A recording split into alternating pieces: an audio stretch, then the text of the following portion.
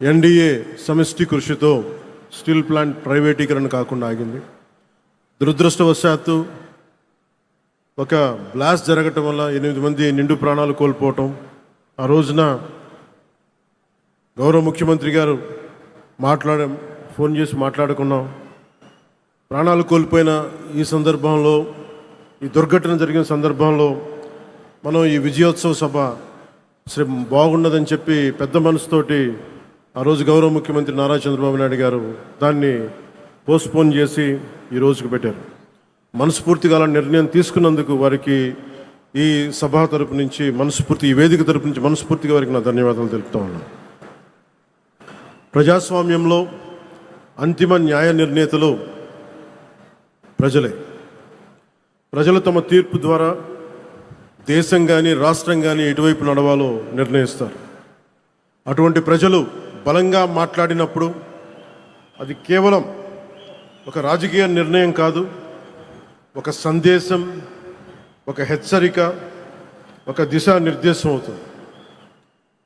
2024లో ప్రజలు ఒక రాజకీయ సంస్కృతిని తిరస్కరించారు, భయాన్ని తిరస్కరించారు, అహంకారాన్ని తిరస్కరించారు, అధికారమే అంత అన్న భావజాలాన్ని తిరస్కరించారు. ప్రజాస్వామ్యంలో ప్రజల కంటే ఎవరు పెద్దవారు కాదని మరోసారి గుర్తు చేశారు. అందుకే 2024లో చేసినట్టు కొన్నిసార్లు ప్రజలు కేవలం ఓటు వేసి వదిలిపెట్టరు, చరిత్ర రాస్తారు. 2024లో ఆంధ్రప్రదేశ్ ప్రజలు చేసింది అదే. ఆ తీర్పు ఈ రాష్ట్రానికి మళ్ళీ ఆశనిచ్చింది. ఆంధ్రప్రదేశ్ సమాజానికి మళ్ళీ ఆత్మవిశ్వాసాన్ని ఇచ్చింది.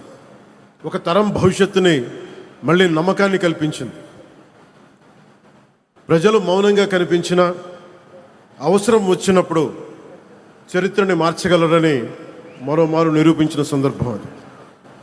2 ఏళ్ల క్రితం మీరిచ్చింది కేవలం అధికారం కాదు, ఒక బాధ్యత. ఆ బాధ్యతని గుర్తుంచుకుంటేనే ఈరోజు మీ ముందుకు వచ్చాం. ఈ చారిత్రక విజయానికి కారణమైన ప్రతి కార్యకర్తకి, ప్రతి నాయకుడికి, ప్రతి మహిళకి, ప్రతి రైతుకి, ప్రతి యువకుడికి నా హృదయపూర్వక కృతజ్ఞతలు.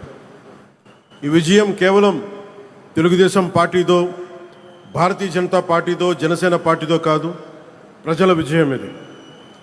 ఇది అహంకారం విధ్వంసంపై ప్రజాస్వామ్యం సాధించిన విజయం. ఈ కూటమి ఆంధ్రప్రదేశ్ పునర్నిర్మాణం కోసం ఏర్పడిన కూటమి.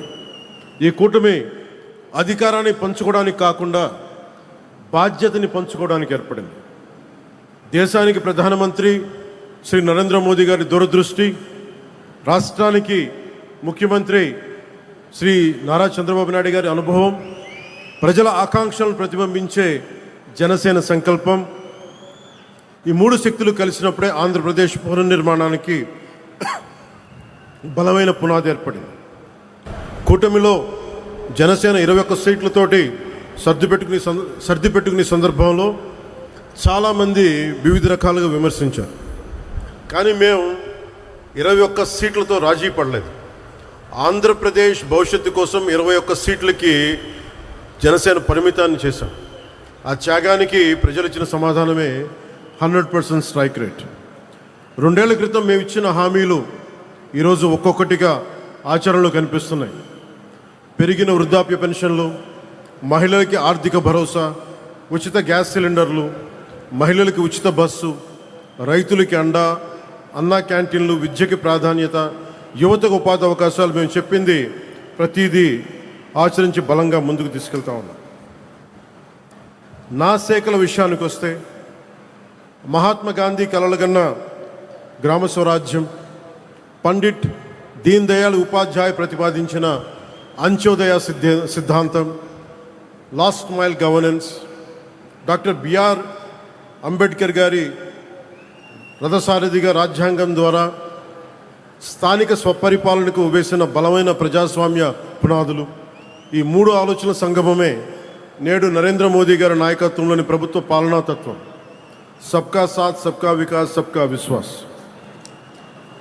గ్రామాన్ని భారతదేశానికి కేంద్ర బిందువుగా చూడాలనుకుని ఆ దిశగా అత్యంత నిబద్ధతతో కృషి చేస్తున్న ఒక పంచాయతీరాజ్ శాఖ మంత్రిగా ఈరోజు మీ ముందు మాట్లాడుతూ ఉన్నాం. ఒక పిల్లవాడి భవిష్యత్తు పాఠశాలలో ఎలా నిర్ణయించబడుతుందో ఒక దేశ భవిష్యత్తు అదేవిధంగా గ్రామంలో నిర్ణయించబడుతుంది, గ్రామ పంచాయతీలో నిర్ణయించబడుతుంది. ఒక రైతు ఆశ, ఒక మహిళ ఆత్మవిశ్వాసం, ఒక యువకుడి ఉపాధి, ఒక కుటుంబం ఆరోగ్యం, ఇవన్నీ మొదటిగా గ్రామ పంచాయతీ ద్వారానే ప్రభావితమవుతాయి.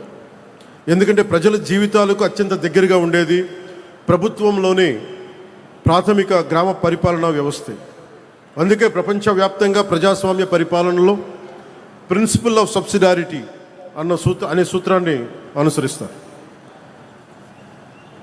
ఈ సూత్రం చెప్పింది చాలా సింపుల్. ఏ పనిని ఎక్కడ అత్యంత సమర్థవంతంగా ప్రజలకి అత్యంత దగ్గరగా చేయగలమో ఆ పని అక్కడే జరగాలి.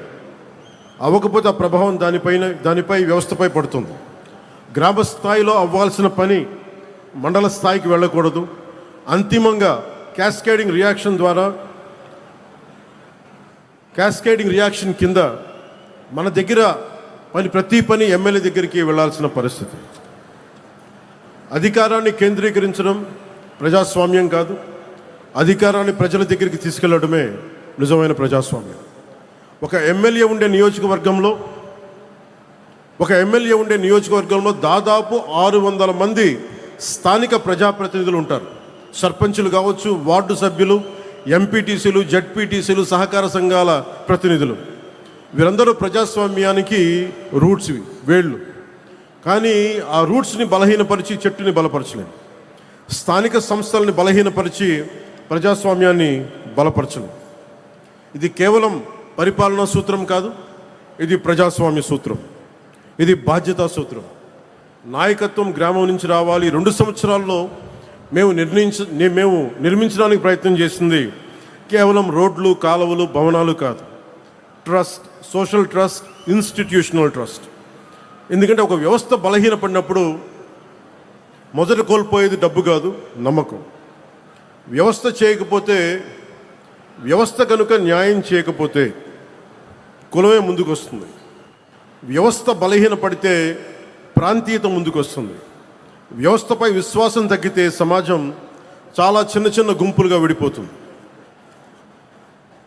తెలుగు రాష్ట్రాలు మరింత బలపడాలి అంటే ఒక రాష్ట్రం కులాల పరిమితుల్ని దాటాలి, మరొక రాష్ట్రం ప్రాంతీయత పరిమితుల్ని దాటాలి. మనందరం కలిసి భారతీయత వైపు అడుగులు వేయాలి. అందుకే నేను పంచాయతీరాజ్ గురించి మాట్లాడేటప్పుడు కేవలం పరిపాలన గురించి, పథకాల గురించి, చేసే పనుల గురించి మాట్లాడటానికే పరిమితం కాదు. నేను ప్రజాస్వామ్యం గురించి మాట్లాడతాను, రాజ్యాంగం గురించి మాట్లాడతాను, సోషల్ కొహెషన్, సామాజిక సమతుల్యత గురించి మాట్లాడతాను, జాతీయ సమైక్యత గురించి మాట్లాడతాను, భారతీయత గురించి మాట్లాడతాను, సామాజిక పరస్పర విశ్వాసం గురించి మాట్లాడతాను.